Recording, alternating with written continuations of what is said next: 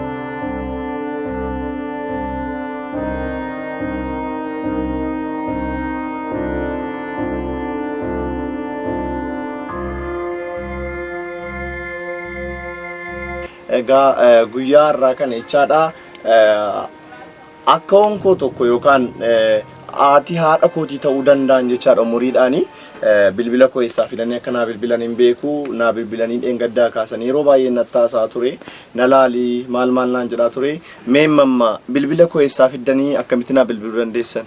Ilaame ilmoo koo oduu jarrati gennuun erga si'atiin gargaartu gizeedhaan nu gargaarte hankoo xaafitti gaafasii qofa malee siin beeku'an abdii jedhanii haasaan akka silkii isaa qabna jedhan jennaanaan karaa ishiin tiraar beektamte irraan gadi godha achi bu'een qoradhe dura achii miti gaala namni immoo namatti dallanaa namni waa namaa hin dhiqoo naasayin masgiida raamaa dhaqeen beektanii mucaa akkana gaafa daakuu asitti nuu kennuun jedheen.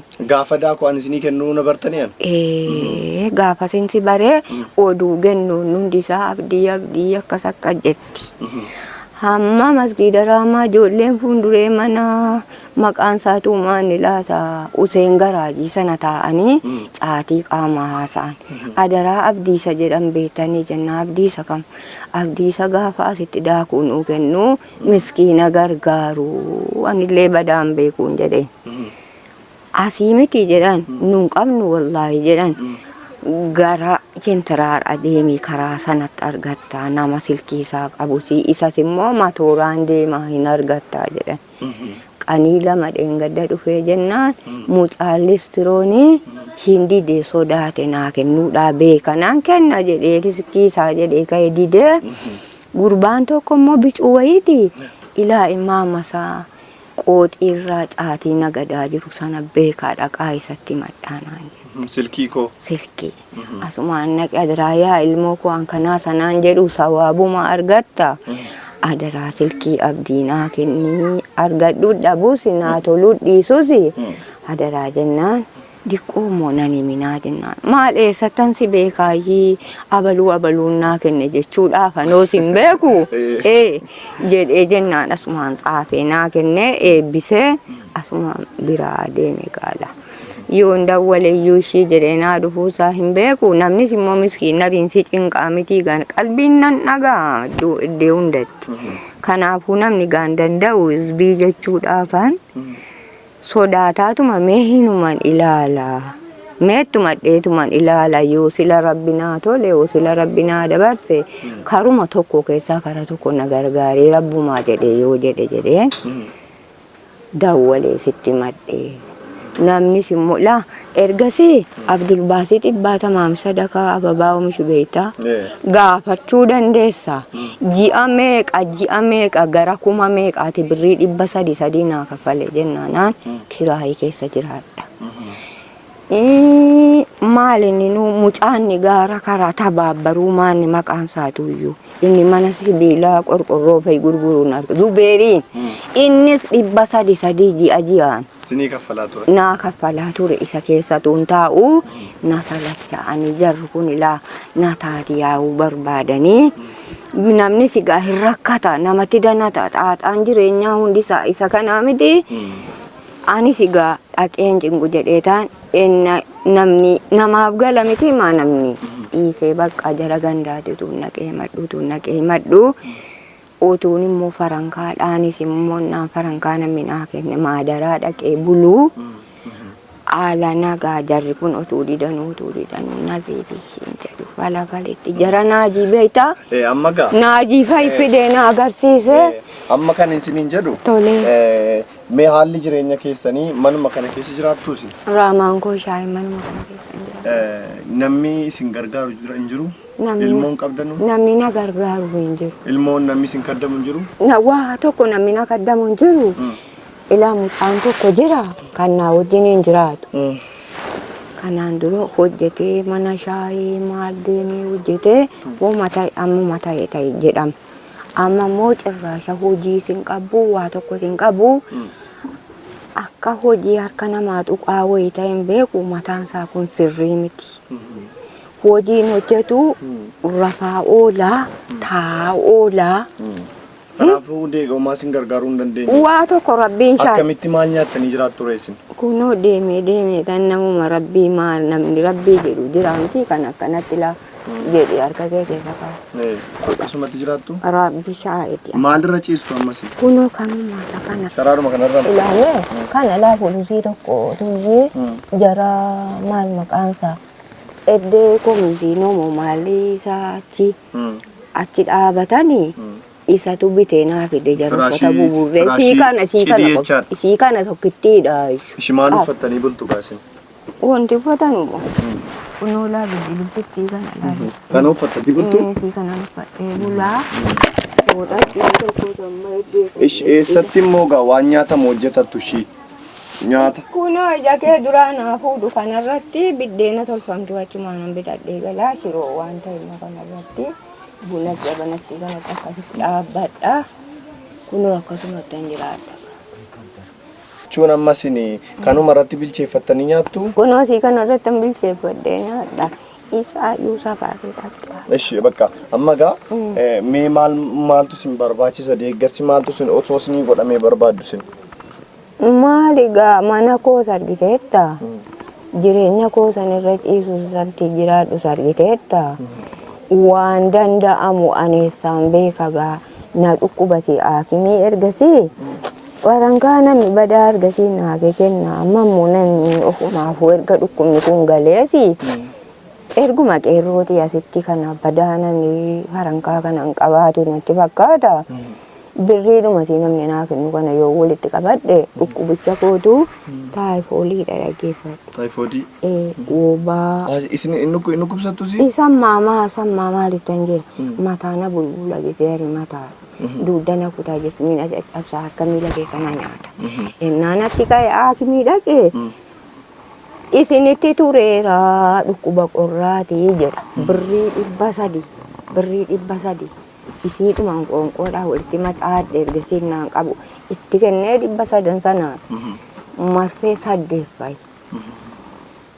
Kiniina isaatii wajjin kiniinas akka bicaatee jira waan ayinatiin naa kennanii enna marfee sana dhaqee wawwaraannataa dhaqee kiniina sana fudhataa dhaqee narraa dhaabbata. Amma gaa inni dhukkubsattu si Amma waan nyaatamu si gabadaa rakkattu manna keessan inni himmisaa banni kun? Dhimmuu qabu. Sobaan sobuu dhimmuu qabu gaafunoo si'uma kana. Ibsaa waan qabdanu? Ma argaata olmaa. Ishi gaa inshaallah amma gaa ani akkuma isin naa bilbiltanii inna waammattan ani isin hin beeku sintu gaafa daakuu isinii kennu naa agartanii waanuma maraafu inshaallah wal baruun wal arguun keeruudhumaa fi Ani ilmoo keessan isinii fi bakka obboloonni koo isin ilaalaa jiran viidiyoo kana arganu jechaadha. Rabbiif jecha akka isin bira dhaabbatanu maqaa rabbiitiin isaaniin gaafadha. Mana keessan kana isiniif bareechina inshaallah yoo rabbi jedhee rakkattanu kana booda rabbi jedhee abshiraa. Mee obboloota koo namoota biyyoota garaagaraa keessa ta'anii viidiyoo kana ilaalaniini mee maal jettuun akkamittiin akkasiin isin gargaaranu barbaaddu mee ijoolleen obboloonni koo biyyoota garaagaraa keessa jiran viidiyoo kana ni ilaalu. Mee rakkoo keessan jirtan kana isin dhagaanii jiru gara fuulduraatti maal akka isin barbaachisu dhagaanii jiru. Mee obboloota koo biyyoota garaagaraa keessa ta'anii isin daawwachaa jiraniif mee du'aayinaa kadhadhaa gara fuulduraatti isin gargaaruu danda'u waan ta'eef du'aayinaa kadhaafi. Ishiin kadha bismillaahi rabbi isin biraa jiraatu rabbi isin itti wakkalamu gaa bismillaahi fayyaa ta'a waan baraa dhufe kanallee waan himamu kanallee rabbi salaamaa isin abaasu rabbi xilaasaa isin irraa qaba bismillaahi rahmaani rahim.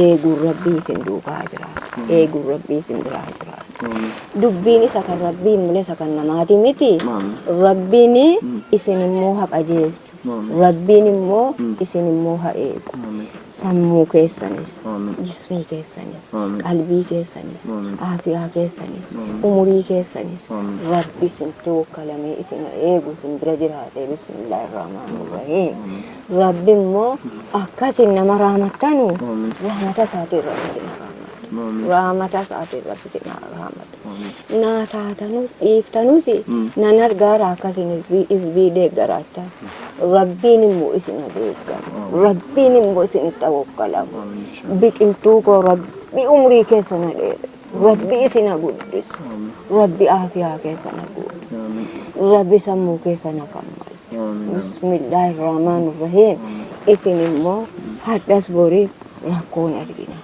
bismillaahi rahmaani rahiim rabbi rakkoo isin ittiin fidin sabiyyoota kana rabbi isin guddisu rabbi umurii keessan dheeressu rabbi rizqii gaarii isin immoo kennu aafiyaa gaarii jireenya gaarii rabbi isin fayyadamu rabbi immoo ija hamaa isin irraa qabu rabbi afuura isin irraa qabu rabbi afuura isin irraa deebisu rabbi waan sharri yaadu isin irraa bararsu bismillaahi rahmaani rahiim waan sharri isinitti yaadu rabbiin isin irraa ijaabiyaa godhu bismillaahi rahmaani rahiim rabbi of hirka isin keewwatu namni isa harka jiru wanti danda'u hin jiru bismillah inni of hirka isin keewwatu inni isin eeggatu inni isin jiraachifatu inni isin qallabatu inni isin kaddamu aafiyaadhaan umuriidhaan yenna karaa deemtanu adagaa karaa hundaa rabbi isin anassa adagaa makiinaa ta'ee adagaa dubbii ta'ee adagaa waan jiru waan rabbi qabu hundasaa rabbi isin eegu rabbi xilaasaa isin irraa qabu bismillah xilaanni kan namaa namni qabatu hin dhuma hin tarsa inni kan rabbi immoo yoomuu xilaan sa'aa tokko girdoo isaa girdoo maanaa isinitti ta'ilu girdoo maanaa isinitti ta'ilu xilaa maanaa isin irraa qabu raamaan isin eeggatu bismillaahi rabbi isin biraa jiraatu haqqi irraa deemaatani haqqi irratti rabbi isin eegu haqqi irratti rabbi isin eegu rabbi isin gargaaru bismillaahi hammati dhuftee kana keessa teesse na qoratte kunuyyuu hamma naa itaate eenyunni asirratti laa kana hin ciigaadde kanarratti namni jechuudha keefiyyaasa kana keessatti namni dhufee ol hin galu abshiraa mamma ani ilmoo keessanii dhufee isa dhukkubni namaa himamus isa jireenya maal kana as keessatti dhufee hin galu rabbiin immoo ija isaatiin arguudha siyaa guddifatu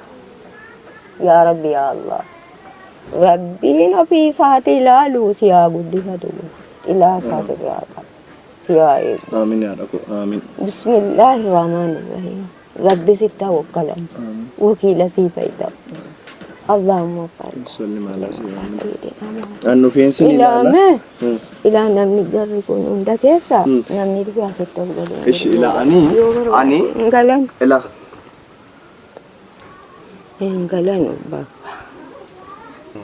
أني فين سن غرغارا إن شاء الله جولينا نرماچيسا واتكو يادئنا mana kana sinii qajeelchina waan isin raciistin sinii qajeelchina inshallah waan tokko yaaddeena amma sitti immoo awwaabi cooyin sinii kenna ishee. Silma ko hakimu manna kana dhukkubaara ilmoo abicattu ankoo. Abshiraa rakkoon qabu abshiraa. Tokko lama sadii afur shan jaha torba saddeet sagal kudhan kunoo birrii 1,000 ishii kun. Birrii 1,000. Abshiraa. Dhuguma moo saba gaabdii koo. Dhuguma mamma dhuguma ishii. Jazaakumullah. Abshiraa. Abshiraa maara kun qabu. Jazaakumullah. Rabbi gaasi duukaa jiraatu. Abshiraa. Abshiraa sin. Abshiraa ishii. Abshiraa. Abshiraa. Abshiraa. Abshiraa. Abshiraa ishii. Omaa yaaddeena. Dhufeetan isin ilaalaan ishii. Abshiraa. Dhaqaa yaalamaa dhufeensi nu badda. Ammaa kimiin naqa. Abshiraa bakka rakkoon qabu. Eshi bakka. Dhukkubni koo immoo ikiminnaa yoo argate malee nan dhiisu yoo akkana. Bakka rakkoon qabu isin yaaliisi mana yaalaa sin geessina ammaaf callu midhaatu maastagashaa fudhaati waan nyaatamu keessaa bitadhaa dhufeensi ilaalaa gidduu kana ishi nagaatti gama. Yoom nuuf ta'a. Nan dhufa Abshiraa rakkoon qabu. Ishi mamma. Hayyee assalamu alaikum warahmatullahi ta'ala wabarakatuh kabajamtootaa fi jaalatamtoota hordoftoota koo guyyaa har'aa mana haadha keenya akka koo kan ta'an jechaadha kan namni isaan kaddamu kan namni isaan xooru hin qabne bilbila koo nama baay'ee irraa barbaadanii na bilbilanii na argatanii jennaan anis iyyaafadhee milikkita isaan natti himaniin mallattoo isaan natti himaniin mana dhaqee kunoo mana isaanii keessan injira yeroo ammaa kana kanaafuu haati keenya ergaa isaan dabarsan dhageessanii jirtu waan ta'eef rabbiif jecha haadha keenya kana bira akka waliin dhaabannee waan isaan keessa jiran kana jireenya isaanii fooyyessuuf waamicha isinii dabarsuun barbaada gama YouTube kiyyaatii fi gama page kiyyaa warreen viidiyoo kana daawwattan akka haadha keenya kana bira dhaabattan isiniin jecha YouTube koo immoo subscribe akka gootan waamicha isinii dabarsaa. Assalamu alaikum warahmatullahi ta'ala wabarakatuh.